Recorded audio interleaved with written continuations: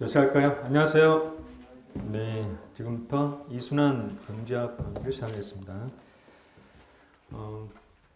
강의 계획서를 보시죠. 없는 분들은 그냥 말로 들으시면 돼요. 1페이지 보시면 수강 특점 보이죠? 일단 뭐 코로나 때문에 연기됐는데 일단 그래도 10월 달에 비공식적으로 일단 하긴 했어요. 12월 달에 한 번 더 할 거예요. 연도별로 18년, 19년, 20년 한꺼번에 할 예정입니다. 경작 강의를 듣는 여러분들은 50% 할인을 일단 할 테니까 일단 많이 들으시고, 특히 이제 내 경작 수업을 듣는 여러분들이 최종 합격을 해야 되기 때문에 여러분들은 꼭 들어야 돼요. 내년부터는 7급에 PCS이 들어옵니다. 7급 공부한 친구들이 당연히 5급 PCS 보겠죠. 연습 삼아. 물론 거꾸로 여러분도 내년에 이제 7급을 연습 삼아 보겠죠. 만약 5급 PCS 안 되면. 그래서 이제 서로가 이제 난이도가 올라가요. 그래서 난이도 올라가기 때문에 그에 대한 대비가 꼭 필요하고, 우리가 난이도 올라가면 어떻게 해야 돼요? 당연히 이제 선지를 줄여야 되는 거죠. 모든 선지를 다 계산할 수 없다 하는 것은 불문율입니다. 불문율. 일단 학교 가는 대다수의 사람들은 다 선지 5개 중에 선지를 이렇게 2-3개로 압축해요. 압축한 다음에 계산을 합니다. 그래서 이제 여러분도 반드시 연습해야 되고, 이거는 여러분이 스스로 할 수가 없어요. 응용 과목은 반드시 일단 다른 사람 도움을 받아야 된다. 문제 몇 개 풀어가지고는 안 된다. 최대한 문제를 많이 풀어야 된다. 즉 내가 문제를 많이 풀어줘야 한다 하는 거죠. 작년에도 보면은 내가 푸는 방법을 좀 알려줬는데도 결과가 많이 좋지 않아요. 그거는 일단은 뭐 압축하는 방법도 일단 서툴고, 그 다음 압축했다 할지라도 계산을 못하는 거죠. 계산을 못하니까 오류가 나오니까 점수가 높지 않아요. 그래서 올해부터는 내가 최대한 기출을 많이 풀 것이다 라고 이미 예고했어요. 자, 그 다음에 이제 3번 보시면 경작 답안지 과외죠. 자, 우리가 이제 총 한 9번 정도 문제를 볼 건데, 그 중에 한 명당 2번 정도 제가 답안지를 볼 겁니다. 자, 답안지는 저녁에 수업 끝나고 그때 희망자에 한해서 보겠습니다. 자, 그 다음에 1페이지 보시면 자, 강의 시간인데, 오늘은 1시 40분 시작했어요. 하지만 이제 내일은 우리가 시험이 있어요. 내일은 시험이 있으니까 거기 나와 있듯이 1시에 와가지고 시험 보고, 그 다음에 시험 끝나고 이제 10분 쉬고 수업을 시작할 건데, 시험이 없는 날, 그러니까 수요일부터죠. 수요일부터. 그래서 수요일부터도 1시부터 할 거예요. 1시부터. 왜냐하면 우리가 이틀에 한 번씩 시험을 볼 건데, 근데 시험 있는 날은 1시에 오고 시험 없는 날은 1시 40분 하면 이제 좀 헷갈려요. 그죠? 그래서 1시에 그냥 모든 강의를 1시에 하겠다. 그래서 여러분도 무조건 1시에 오시면 돼요. 1시에 와서 시험 있으면 시험 보고, 시험 없으면 수업을 듣고, 이렇게 하는 게 좀 더 편하지 않을까, 이렇게 생각합니다. 자, 그 다음에 넘겨보시면, 자, 이번 이순환 강의 이제 강의 목표인데, 강의 목표. 기출 문제만 풀기로 했어요. 기출 문제만 풀 거예요. 자, 기출 문제를 보면 난이도로 보면 상급, 중급, 하급 이렇게 항상 상중하로 나누죠. 피셋도 마찬가지, 객관식도 마찬가지고 주관식도 마찬가지고 항상 출제자들은 상중하로 나눠요. 왜 그럴까요? 일단 하는 최소한 요 정도는 알아야 되지 않나? 다 기본적으로 있는 건데 하면서 내는 게 하급이에요. 그 다음 중급은 합격하려면 요 정도는 응용해야 돼. 응용을 원하는 거거든요. 응용. 자, 그래서 우리가 합격하려면은 하급, 중급까지는 맞춰야 되고, 그 다음 상급은 이제 점수의 차이죠. 합격은 하긴 하되 점수의 차이를 두기 위해서 상급을 맞춘 사람은 고득점으로 좋은 부처로 배정을 받을 것이다. 그런 의미에서 상급을 하나씩 심어두죠. 그 다음에 그래서 이제 이번 강에서는 하급은 우리가 이순환 때도 했기 때문에 이순환 때는 중급, 상급 중심으로 풀 것이고, 자, 지금 현재 기출문제집에는 입법고시도 있지만 입법고시는 3순환 때 할 것이고 이번 2순환 때는 행시와 외시 문제 중심으로 중급, 상급 이렇게 문제를 풀고자 합니다. 일단 자, 강의 목표를 보시면 중급이든 상급이든 하급이든 어떤 문제든 간에 기출은 항상 출제 의도로 파악을 잘해야 된다. 출제 의도. 피세 스터디 할 때도 내가 눈이 강조 있어요. 어떤 시험이든 출제자의 의도가 있어요. 이 출제 의도를 잘 파악해야 되죠. 물론 이제 뭐 강사마다 다 출제 의도를 이렇게 합니다. 그죠? 얘기는 다 하죠. 하지만 이 출제 의도를 파악하는 방법 또는 내용이 좀 틀리죠. 일단 가장 중요한 것은 여러분들이 좀 더 점수를 올릴 수 있도록 그리고 쉽게 올릴 수 있도록 하는 게 가장 중요하다 하는 거죠. 출제자 의도를 파악하는데 이게 너무 어렵다. 그러면 여러분들이 파악하기 어렵잖아요. 그죠? 그래서 이런 것에서 이제 차이가 나겠죠. 그래서 이제 2차 경작도 마찬가지. 그러니까 문제를 보고 우리가 출제자 의도를 어떻게 파악할 것이냐 하는 것을 제가 이제 최대한 경험을 가지고 쉽게 설명을 하려고 합니다. 근데 피셋이든 경작이든 즉 주관식이든 똑같아요. 출제자 의도를 파악하는 방법은 똑같다. 결국 문제를 보면 막 단어가 여러 개 이렇게 나와 있잖아요. 그죠? 단어가 이렇게 여러 개 나와 있는데 이 중에 가장 중요한 단어를 찾는 거예요. 가장 중요한 단어를 찾는 거다.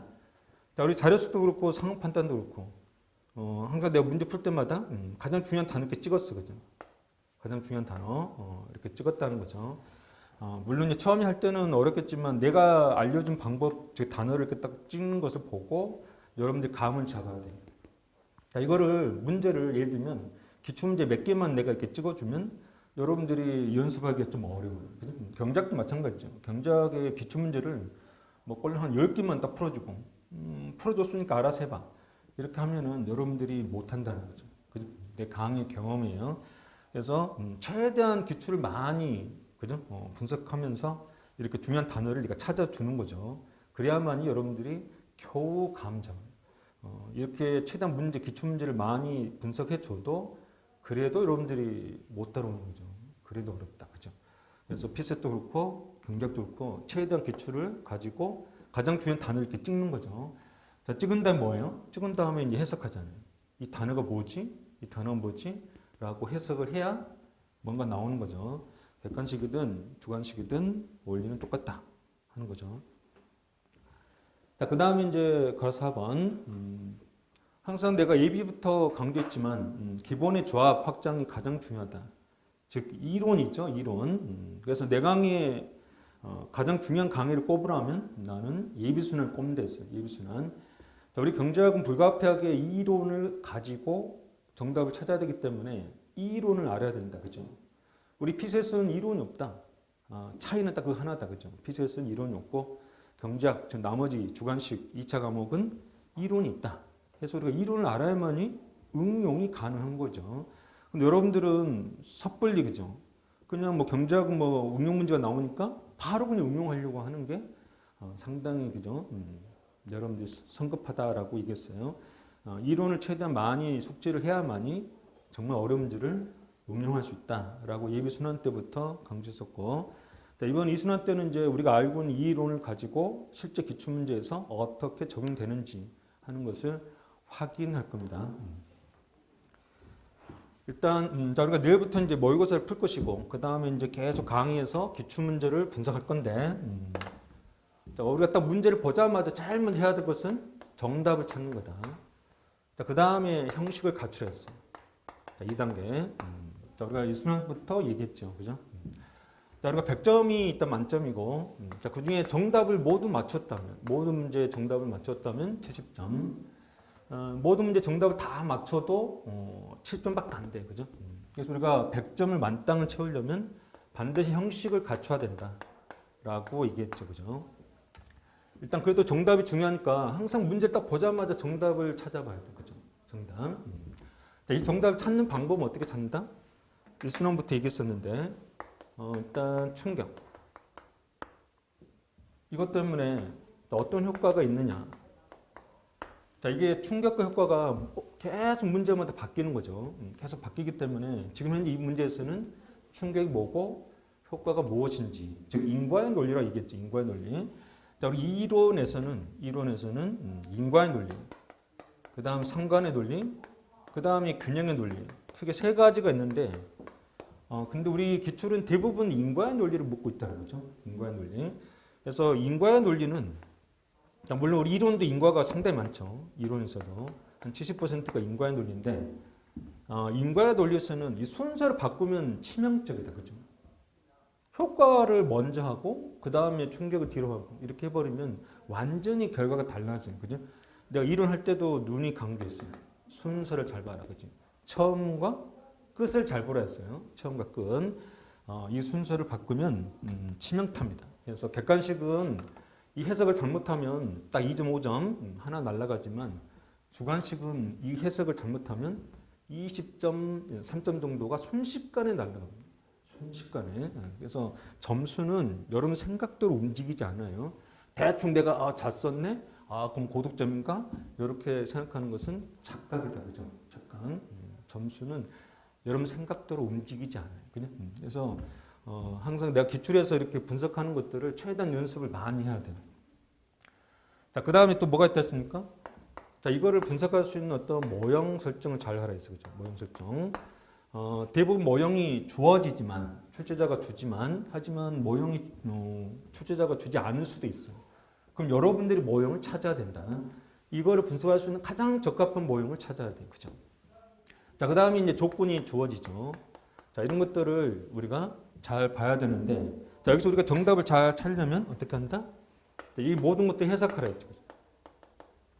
충격도 해석하고, 효과도 해석하고, 물론 뭐 우리가 이론에서 봤던 그런 내용이라면 뭐 굳이 해석을 뭐 할 필요도 없지만, 근데 우리 5급 기출들은 대부분 충격, 효과가 처음 본 내용들이 상당히 많아요.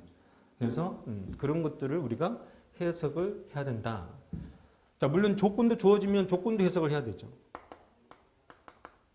자, 이런 해석들을 다 어떻게 한다? 해석들은 경제학은 이론이 있기 때문에 우리가 AB 때 공부했던 이론을 가지고 해석한다라고 얘기했어요.